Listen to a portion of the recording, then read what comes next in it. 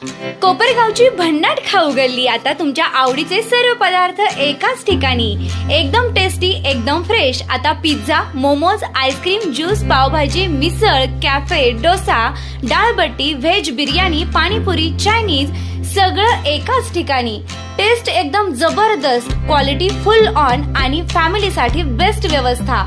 आमचा पत्ता canvas cafe, खाऊ गल्ली, निवारा कॉर्नर, कोपरगाव। कोपरगाव विधानसभा मतदारसंघात प्रशासनाच्या वतीने मतदार यादी अद्ययावत करण्यासाठी SIR प्रक्रिया आजपासून सुरू करण्यात आली आहे। या मोहिमेअंतर्गत BLO यांना नुकतेच प्रशिक्षण देण्यात आले असून ते आपल्या दारापर्यंत पोहोचणार असून त्यांच्याकडे असलेले फॉर्म अचूकपणे भरून देऊन नागरिकांनी आणि मतदारांनी सहकार्य करावे। मुदतीत फॉर्म भरून दिले नाही तर आपले नाव मतदार यादीतून कमी होण्याची शक्यता असल्यानं या राष्ट्रीय मोहिमेत मतदारसंघातील नागरिकांनी प्रशासनाला पूर्ण सहकार्य करावे असे आवाहन कोपरगावचे तहसीलदार महेश सावंत यांनी केले आहे। 219 कोपरगाव विधानसभा मतदारसंघामध्ये विशेष सखोल पुनरीक्षण कार्यक्रम, या मतदार यादीच्या सखोल पुनरीक्षण कार्यक्रमाचा टप्पा ॲक्च्युअल चालू झालेला आहे। पूर्वतयारीनंतर आता आजपासून फॉर्म वाटपाला देखील चालू झालेला आहे। मान्य जिल्हाधिकारी तथा जिल्हा निवडणूक अधिकारी यांच्या मार्गदर्शनाखाली आम्हाला टोटल सर्व 272 पार्टचे BLO आणि त्यांच्या ट्रेनिंगनंतर आज सर्व पार्टचे प्रिंटेड इन्युमरेशन फॉर्म आम्हाला प्राप्त झालेले आहेत आणि ते आम्ही वाटपाला सुरुवात केलेली आहे।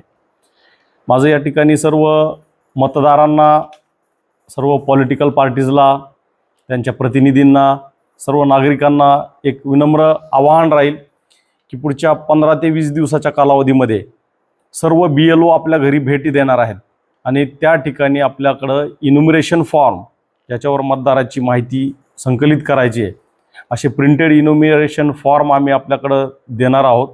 प्रत्येक मतदाराच्या नावाचे 2 फॉर्म आहेत।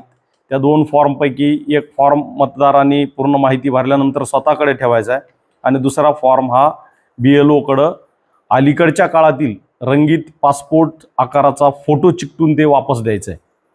मित्रांनो, या पुनरीक्षण कार्यक्रमामध्ये ऑलरेडी मागच्या टप्प्यामध्ये म्हणजे प्रिपरेटरी फेजमध्ये आपण मतदारांचं मॅपिंग केलेलं आहे, सेल्फ मॅपिंग आणि प्रोजेनी मॅपिंग। तर या सर्व मतदारांना देखील त्यांचे फॉर्म आल्यानंतर ते भरून द्यायचे आहेत। त्याच्यावर आलेली माहिती ही अचूक आहे किंवा नाही ते पाहायचं आहे। जर सेल्फ मॅप्ड असेल मतदार तर त्यांनी त्याच्या मतदाराच्या त्या फॉर्मवर, इन्युमरेशन फॉर्मवर आपल्याला डाव्या साईडला त्याची माहिती भरायची आणि जर प्रोजेनी मॅपिंग झालेली असेल, त्याच्या कुटुंबातल्या कोणत्याही सदस्याच्या लिंकेजवरून त्याची मॅपिंग झालेली असेल तर त्याची माहिती त्यांनी त्या उजव्या साईडच्या फॉर्मवर, म्हणजे फॉर्मवर उजव्या साईडच्या तक्त्यामध्ये लिहायची आहे आणि खाली स्वतःची माहिती, मोबाईल नंबर, आधार क्रमांक या गोष्टी मेन्शन करून हा फॉर्म कंप्लीट करून आपण विहित आकारातला तुमचा पासपोर्ट आकाराचा अलीकडच्या काळातला पासपोर्ट साईजचा फोटो चिकटून ही माहिती आपण BLOंकडं सुपूर्द करायची। BLO आपल्या घरी येतील, आपल्या मतदार यादीचं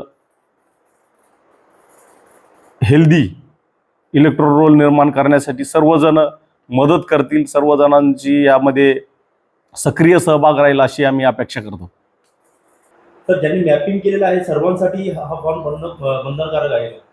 होय, ज्यांनी सेल्फ मॅपिंग केलेलं आहे किंवा प्रोजेनी मॅपिंग केलेलं आहे यांनी सुद्धा हा फॉर्म भरून देणं मॅन्डेटरी आहे आणि जर फॉर्म ज्यांचे मॅपिंग झालेलं नाही, ज्यांचे फॉर्म येणार नाहीत, अशा मतदारांचे नावे मतदार यादीतून वगळले जातील आणि त्याला सर्वस्वी मतदार हे देखील तेव्हा जबाबदार धरले जातील।